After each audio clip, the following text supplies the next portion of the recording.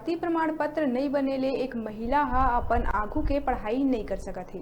दरअसल पूरा मामला लोरमी ब्लॉक के ग्राम पंचायत लमनी के आश्रित ग्राम बिरार पानी के है।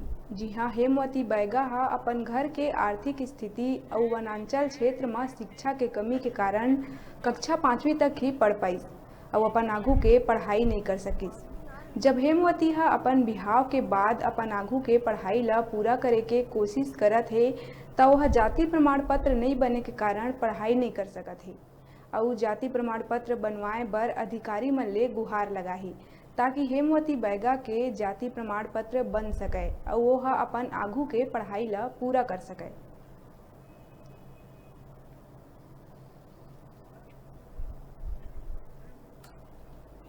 की बैगा ग्राम पंचायत लमनी के आश्रित ग्राम बिरार पानी की निवासी हूँ।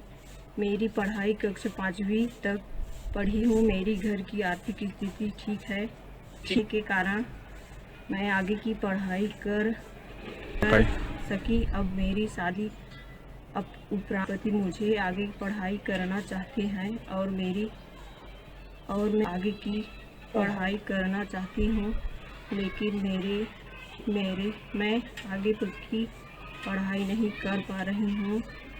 लेकिन मेरे पास जाति प्रमाण पत्र नहीं होने के कारण मैं आगे की पढ़ाई नहीं कर पा रही हूँ।